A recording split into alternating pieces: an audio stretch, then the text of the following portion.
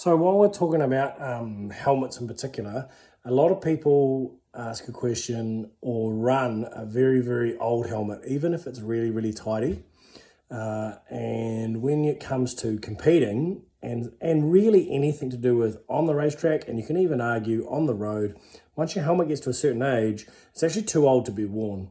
So I'll run through a couple of things that I've been told that degrade and you should watch out for and swap out your helmet even though it looks really tidy.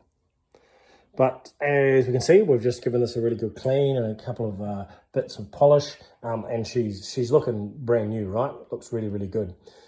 However, because this thing is so old, there are some parts that are starting to basically age poorly, and that is the paintwork.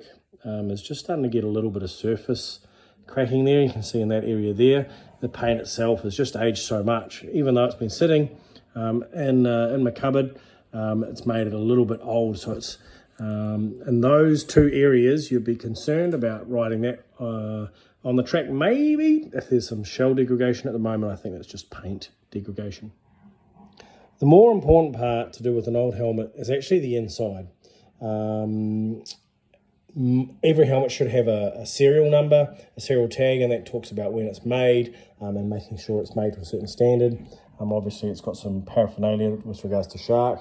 But underneath in here, you've got all the crash stuff, right? So the specific type of foam, the specific type of polystyrene that's impregnated with certain bits and bobs to keep your melon from getting rattled inside the brain, inside the skull, sorry. And obviously, just like a seatbelt, all the strapping and all that can age. So it's this bit that tends to age more than the outside. I know a lot of people give it a bit of a look over and go, hey, there's no scratches on it. But if the inside's all turned to mush, then it really doesn't matter how good the outside looks because it ain't going to protect you in an incident. Alrighty, so I've just pulled some of the easier to remove pads out from the inside of my helmet. Two cheap pads, they're pretty easy to come out on most helmets. You can just throw them in the washing machine to wash them. And this is, I suppose, your skull cap, which can come all the way out. I just didn't want to pull the back out because it can be quite a pain to get back in. You can see, again, all this foam is in really good nick, i.e. it's not yellowed off, it's not crumbling or falling apart, even though this helmet is, it's quite old. So I'm really happy with the inside quality of the helmet and how well that part's aged.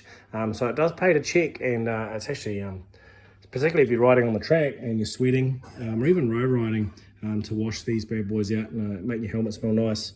You can see the protective style of the way the inside of the helmet's constructed, and those parts there are all to literally to crush, just like a crumple zone in your car, to try and take the knocking out of your Swede if you have a hit.